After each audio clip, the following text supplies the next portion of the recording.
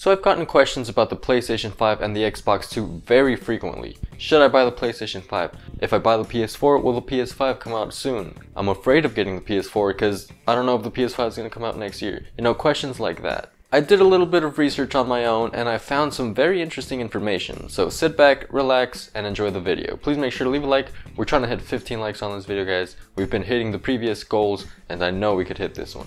Also, tell me in the comment section below, are you team PlayStation, team Xbox, or do you just play? You don't really have a team. That's kind of what I do, I just play. I like PlayStation a little more, but I'm also playing on PC and I like Xbox as well, I just don't have one.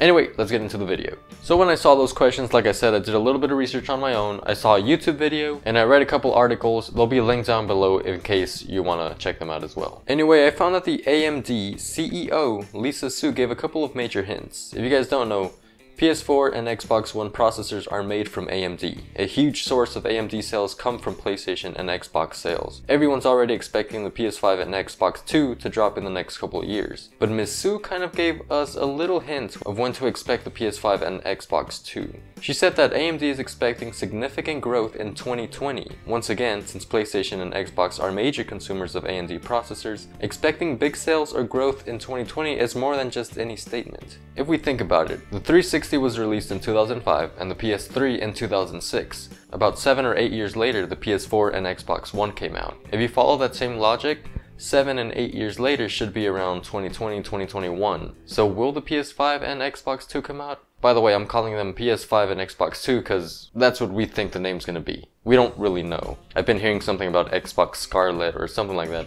Maybe that's just a code name. If the AMD CEO is expecting growth in 2020, maybe that means PlayStation and Xbox will start producing large amounts of consoles that year and they'll begin selling them in 2021. All of this is speculation. Maybe the CEO is just talking about another CPU release to go head to head with Intel. We don't know for sure, but it sure is interesting. Another thing, there are still some major exclusives coming out for PS4 next year. We have Days Gone, The Last of Us 2, and a couple other ones, but there's another exclusive for the current gen consoles that is still unannounced. So that alone should indicate that this is not going to be happening in 2019. You know, the PS5 and Xbox 2, they're not going to be coming out in 2019.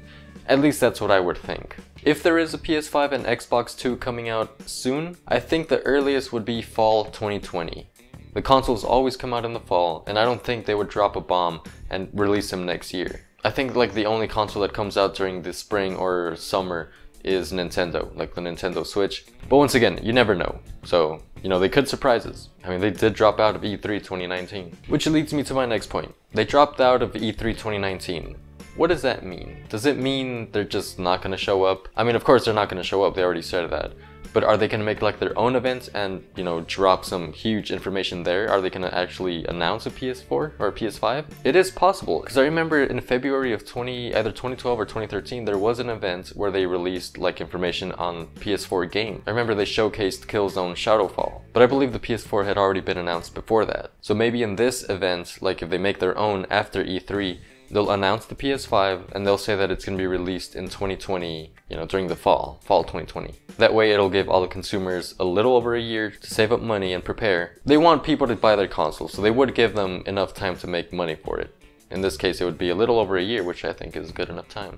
And of course, people are still buying current gen consoles like the PS4 and Xbox One, so, you know, they don't want people to automatically go back and return them or sell them. So if I'm being completely honest, normally when I respond to those comments, I don't think it's going to come out anytime soon. If you're looking for a PS4 and Xbox One, you should buy one now still. They're still going to be good for at least 2 more years with new games. And they're still going to be supported after that. I mean, PlayStation Plus is still supporting PS3 until March of next year. It's been, what, like 5 years since the current gen consoles came out and they're still doing stuff for the PS3.